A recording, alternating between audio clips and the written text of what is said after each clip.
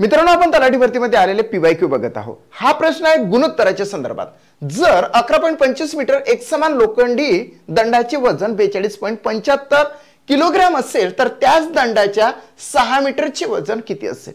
म्हणजे बघा, या ठिकाणी काय देण्यात आलेलं आहे की 11.25 मीटर एक लोखंडी दंड आहे आणि त्याचं वजन आहे 43.5 किलोग्राम। तर याच दंडामधील 6 मीटर दंडाचे एकूण वजन किती असं विचारण्यात आलेलं आहे। म्हणजे आपल्याला काय करावं लागेल की या पद्धतीने 11.25 मीटर चे वजन 42.75 kg आहे। तर काय, तर 6 मीटर दंडाचे एकूण वजन किती, या पद्धतीने आपण त्याचा रेशो काढून घेणार आहोत। आता रेशो साठी काय करावं लागते की याचा गुणाकार करावा लागतो, डिवाइडेड बाय 11.25 करावं लागते। आता बघा, 42.75 गुणिले 6 भागिले 11.25। आता तुम्हाला एक बेसिक माहित असेल, अंश आणि छेदामध्ये पॉइंटची पोझिशन जर सारखी असेल तर त्याला पॉइंट हटवून टाकायचा, थोड्या वेळासाठी निग्लेक्ट करायचा। आता डायरेक्टच आपण हटवून टाकलेला आहे, तर हे झाले 4275 आणि हे झाले 1125। आता भाग कितीने जातो तर ते बघूया। तर 25 ने भाग जातो, 25 चूक 100 आणि 25 5 125।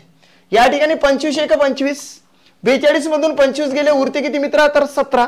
हे 17 इथे जर लावले तर झाले 177 आणि पुन्हा 25 चा पाडा म्हणावा लागेल 177 येईपर्यंत। 25 7 येतात 175। मग 177 मधून 175 गेले, शेवटी उरतात 2 आणि इथे लावले तर होतात 25 आणि 25 1 25 म्हणजे भाग गेला 171 चा।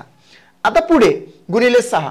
आता हा तर भाग गेला, मात्र असा पण भाग जाऊ शकतो का, तर जाऊ शकतो। तर या ठिकाणी 3 2 6 आणि 3 1 3 उरला, 1 झाले 15 आणि 3 5 15 किंवा 15 3 45 आपण म्हणू शकतो। आता असा भाग आपल्याला द्यावा लागेल। आता 15 1 15, 15 1 15, 17 तून 15 गेले, उरले 2 झाले 21। मग पुन्हा 15 चा भाग जातो, 15 1 15, 21 मधून 15 गेले तर उरतात किती 6, 6 ला 0 लावल्याबरोबर इथे येतो पॉइंट। आता 15 1 15, 15 चूक 60 म्हणजे 11.4 का आलेला आहे, इकडे मीटर आलेला आहे आणि गुणिले 2 आहे। देअरफॉर 11.4 गुणिले 2 म्हणजे होते 2 चूक 8 आणि इथं 2 2 22.8 काय आहे, तर kg वजन हे कशाचं येणार आहे, तर या 6 मीटर दंडाचे येणार आहे। चेक करूया, it's a right answer of this question, राइटच आहे बघा।